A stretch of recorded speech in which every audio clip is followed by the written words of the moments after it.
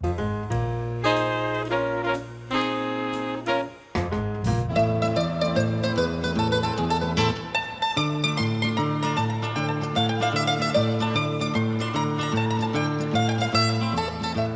policy is to treat people the way you want to be treated. We have a family type of atmosphere here. And we've had people, you'll find that you'll come in on busy nights, you'll find out that tables are talking to each other. It's like a neighborhood. The Vicinato does meet the neighborhood in Italian. We try to make pastas in the traditional Italian way. If a pasta is a pasta carbonara, or a pasta fettuccine alfredo, or a pasta that originates in Italy, we try to get as close as we can with the products that we have available to us to make it to that dish. We've had everything from the cardinal to the mayor to just ordinary working people, and we treat them all the same. And when they come in here, they all act the same. Food binds people. Good food, good wine, good conversation, friendliness just binds people together. And that's what we're about. So Fred, you say that no one can compare to Jimmy's homemade Italian cuisine. Tell us why. I'll tell you why. I've been going to this one restaurant for about 12 or 13 years. Somebody recommended it to me. And I said, no restaurant can be that good. And I went in there one time and I introduced myself to Jimmy. And right off the bat, I felt like a regular. It was just incredible. But it's that kind of a comfort level that you have with a restaurant that all of a sudden makes you feel welcome. And that to me, means an awful lot. It was terrific. We went there on a Saturday night, and we were greeted when we went in. We went right to the bar, and it was a really nice restaurant that had white linens, and we sat down, and it was just great food. I am a big fan of the fresh catch of the day, and I had the halibut, and it was just terrific. Now, Nathan, you're a writer, a great writer. Oh, if you you're were to I'm just saying that because I'm on your show.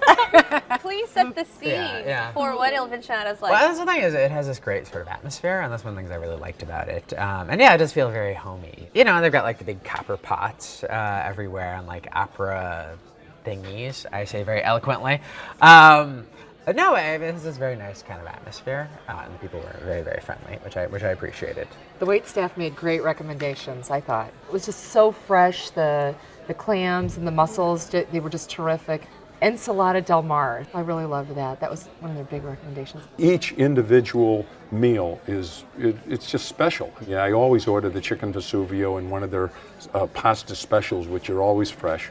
The chicken Vesuvio, Jimmy was telling me that chicken Vesuvio is actually invented in Chicago. Right. It's a Chicago specialty. Right. What makes their chicken Vesuvio so special that you just want to rave about Well, I've had the chicken Vesuvio at a half dozen other restaurants, and although some of the other restaurants that I can't name right now claim to be the best in making that particular dish, they just don't come close to the chicken Vesuvio. Now, Nathan here had the chicken Vesuvio. I What'd you think? I did. Well, I to be honest with you, and I feel bad about saying this, especially after you raved about it, but I was a little disappointed. And I got to say, I had as my appetizer fried zucchini, and a lot of time fried zucchini is very heavy and very oily and very greasy and not terribly good.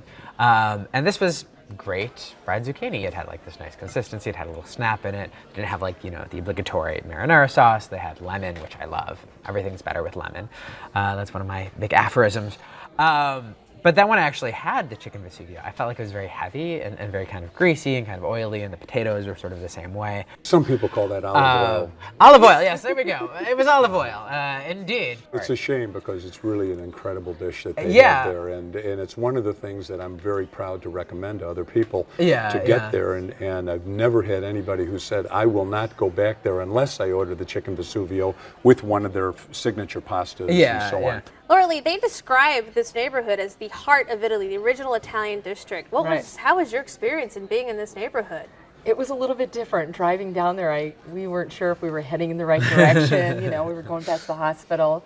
But, once we made the turn, then I was like, wow, this is really Little Italy. And then when you looked around, and I mean, it truly was a great welcome. The door was open, and just everybody smiling at you and really made us feel welcome in the restaurant. There's actually over a dozen restaurants within a short walk, within a block and a half of there. Yeah, they have Bacchanalia, Bruno's, Right. La Fontanella, Yeah. and some great grocery stores. Yeah, And it's really a terrific little pocket of restaurants that people don't realize that is Little Italy. Yeah, I think that's one of the great things about Chicago is you go down a street like Western or Clark, and Right. you go far enough, you'll basically see every different kind Especially of neighborhood. Western, which is the world's largest street, and Jimmy calls it the world's largest parking lot.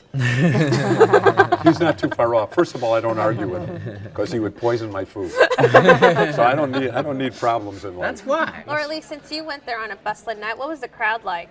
It was a full range of age, from younger to older. It was like, husbands taking their wives out on their Saturday night date. So it was fun, it was great music. I almost felt like Frank Sinatra was on my shoulder, Nothing wrong with little Frank. Yeah, it was Blue great. eyes. It was really nice music and it was a Yeah, nice it's got a crowd. really nice atmosphere. And Fred, Jimmy was telling me that they actually make 1,000 handmade raviolis every week. Tell us about their Wow. veal raviolis. They're all made fresh. It's unbelievable. In fact, one of the things that Ellen said, my date at the time, when we had all of this food, even before we had our entree, she said, "This is just like Mama's kitchen." I said, "You couldn't get a better definition for a restaurant than Mama's kitchen." It was that comfortable. It was defined absolutely perfectly. Sort of comfort food. It was totally comfort food. All right, Fred, well, you recommended El Vicinato. Give us a summary. It's a fabulous family-owned restaurant that makes you feel like you're part of the family. All right. Laura Lee? I would go back there. I think there's just great food with a really fun atmosphere. Nathan? Well, I liked it. I just wish that, I'd ordered something different than the chicken Vesuvio because I probably would have liked that a little better. I think I ordered the wrong dish at the right restaurant. All right. Well, you can find pasta of all shapes and sizes at El Vicinato, 2435 Southwestern, 773-927-5444. Open for lunch and dinner Monday through Friday, and for dinner only on Saturday. Reservations are accepted, and the average dinner tab per person without drinks is $35.